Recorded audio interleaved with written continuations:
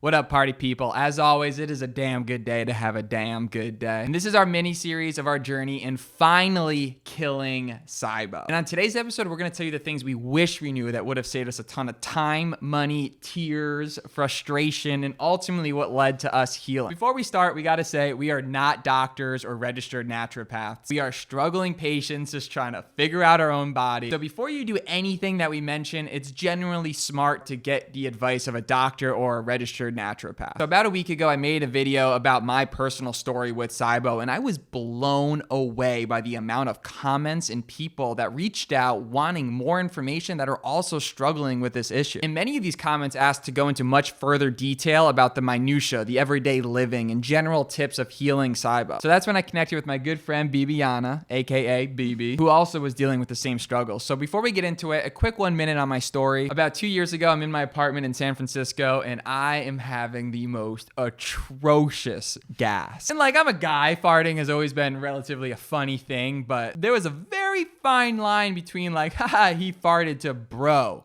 you just dropped an atomic bomb. It was really embarrassing. I mean, every 10, 15 minutes, I was releasing the most absurd gas. You would have to lock me up in a cell and put me in Guantanamo Bay, and you could still smell me from there. Is that aggressive? It is aggressive. Yeah. SIBO is aggressive. Fuck it. And it sucked. I went through a very awkward moment of my life where I was trying to live with it. I wasn't going on dates. I wasn't able to even go to the gym because I'm dropping nukes. Generally just couldn't be around me. So I went to all the doctors, got all the tests, got the endoscopy, the colonoscopy, not fun. Ruled out everything through Western medicine of what it isn't to finally land into figuring out that it is in fact SIBO. Long story short, and $13,000 later, along with depression, anxiety, a host of other issues, chronic inflammation really ripped my life apart. So much goes wrong when your body's inflamed, and mine was a freaking lava. So ultimately, I personally finally cured it using the elemental diet, which we'll speak about more. And yeah, finally feeling good. Feeling good. Bibi, what about you? It's curious because we realized randomly talking one day, we were having a barbecue actually, and he was like, you know, I'm not feeling really good. I was like, hey, what's going on? And then I started telling my story to him, and we both realized that we had the same thing. We already got tested and we already knew we both had SIBO. So even it looks like it's not that common, when you start talking about it, you will realize it's much more common than you think. So, well, my personal story, long story short, I'll try to make it right, okay? When I was young, I had these terrible digestive issues, and I was told I had IBS. You have to learn how to live with it. And that's what I did. I went through episodes that were really, really bad. I ended up to the hospital a few times with huge constipation, not going to the bathroom for 8 days. When it turns out I had SIBO, I knew something was added to the symptoms of IBS.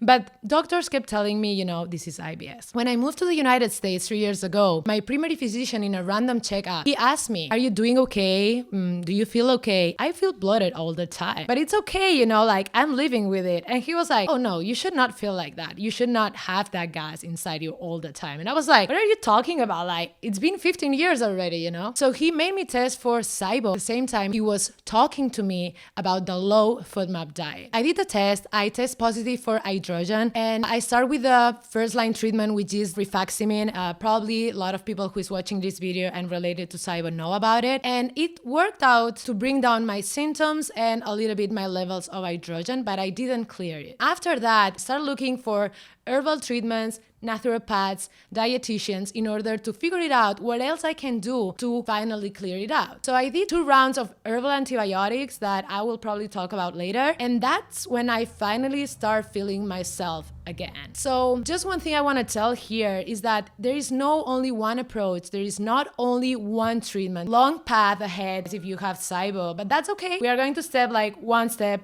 at a time, okay? Oof. Damn, that was really good. Okay. So when you go to the doctors and you tell them you're having terrible gas, constipation, bloating, they're probably going to tell you you are one of the 25 to 45 million Americans that have IBS. In the first 2 course of actions, depending on which type of doctor you go to, Western medicine or traditional Chinese medicine, they're going to tell you, number 1, keep a food journal, and number 2, let's take some tests. Tests will vary for everyone, but you want to rule out what it isn't so that you can finally circle back in exactly what it is. So the concept of the food journal is very simple. Write down everything you eat, the portions, and then what symptoms you're feeling with it to try to identify trigger foods that are making you feel this way. And I'm going to add one thing that's maybe not like very nice to hear, but also you have to track how's your poop.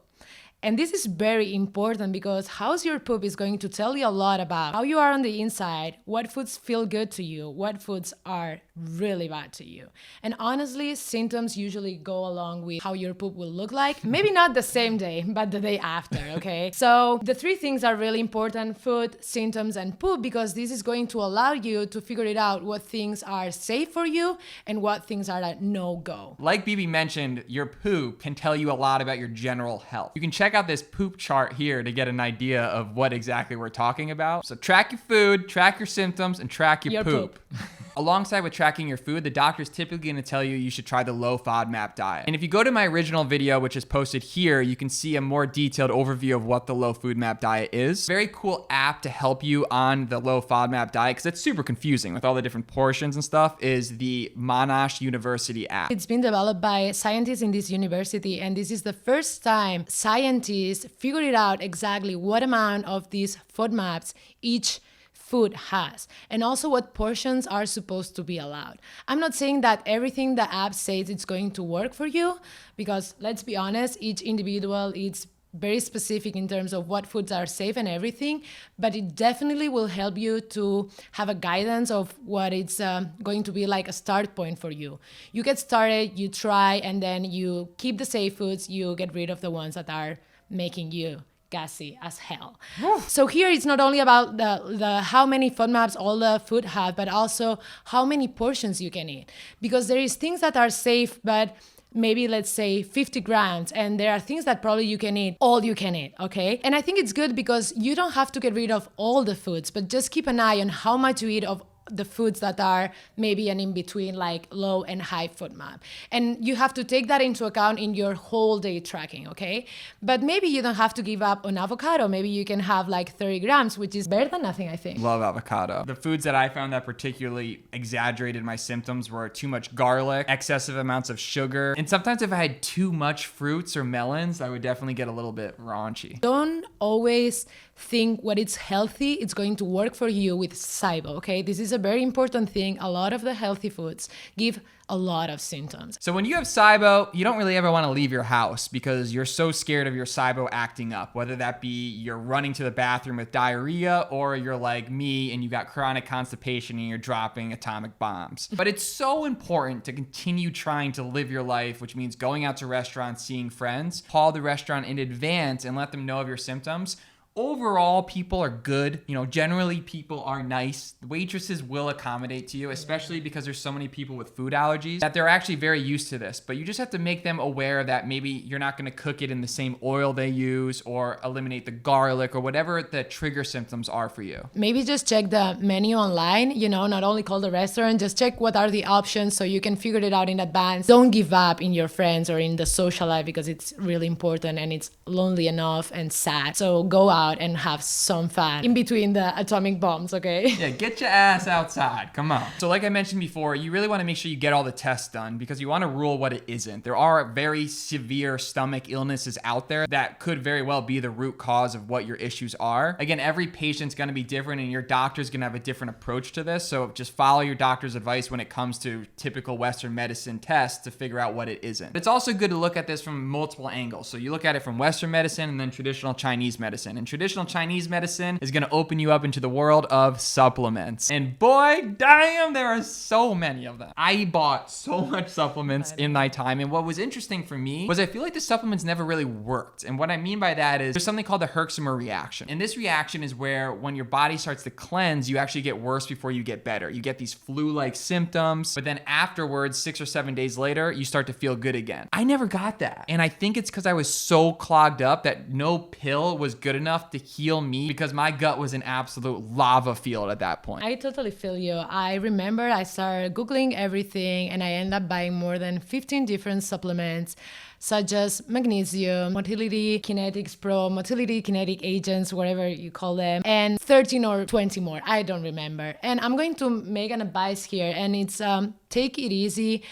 First of all, while you're doing the treatments, you don't want to add all those things at one time, okay? As we said, we are not doctors, so it's just a recommendation. And while you do the treatments, you stick with the treatments and maybe just take like a prokinetic, which has been demonstrated that it helps the bowel movements to kind of clear out everything. But just don't don't go crazy taking everything you hear about it, everything you buy. Once you start healing, then it's the moment to maybe start trying different supplements one at a time. So when you're doing your journal and your symptoms, you can check if that week when you introduce one thing, it's actually working. Because what's the point of taking 20 different things? You will never know what it's working. And by the time you want to give up, because you are not able to spend that much money for 2 years, you will not know what is the thing you have to keep taking. So just one thing at a time. I remember I called Bibi and I let her know this new one I was trying, and she goes, "Yep, I'm done with supplements."